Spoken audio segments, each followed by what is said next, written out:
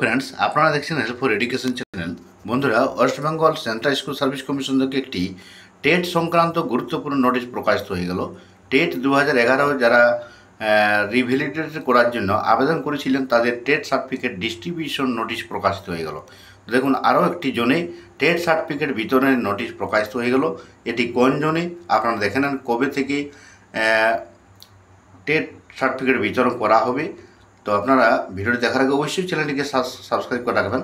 শিক্ষক শিক্ষিকা সংক্রান্ত এবং যাবতীয় চাকরি সংক্রান্ত যাবতীয় ইনফরমেশন সবার আগে এই চ্যানেলে আপনারা পেয়ে যাবেন।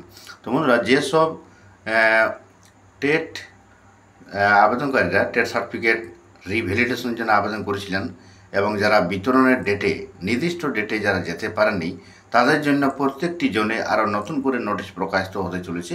তো আজকে যেটি প্রকাশিত হলো, দেখুন 2/6/2025 প্রকাশিত হয়েছে। এটি ইস্টার্ন জোন। অনেকেই আমাদেরকে কমেন্ট বক্সে জানিয়েছিলেন যে ইস্টার্ন জোন কবে প্রকাশিত হবে। তো দেখুন, ইস্টার্ন জোনের নোটিশ প্রকাশিত হয়ে গেছে। West Bengal regional school service commission eastern zone region. তো এটি ইস্টার্ন রিজনের জন্য this is to notify that West Bengal school service commission eastern region made a programme for distribution of related TET certificate among the candidates of 12 RLST।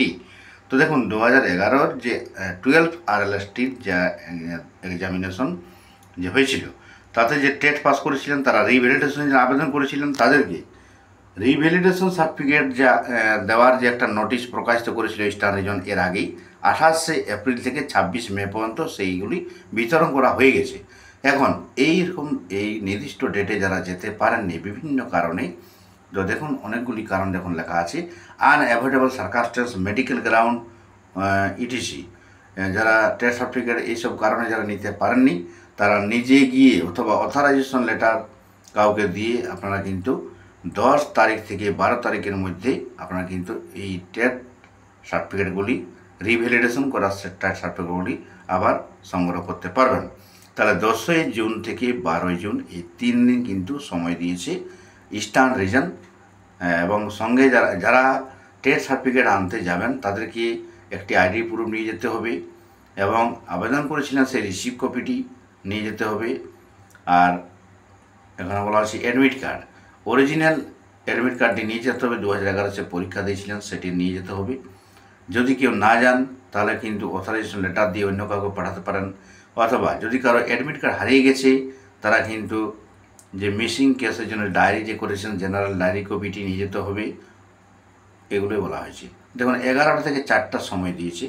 সময় সকাল 11টা থেকে বিকেল 4টা পর্যন্ত আপনারা 10 তারিখ থেকে 12 তারিখ টেট সার্টিফিকেটগুলি সংগ্রহ করতে পারবেন। ভিডিওটি দেখার জন্য ধন্যবাদ। Thank you. চ্যানেলটিকে অবশ্যই সাবস্ক্রাইব করে রাখবেন এবং ভিডিও অবশ্যই লাইক করবেন। Thank you.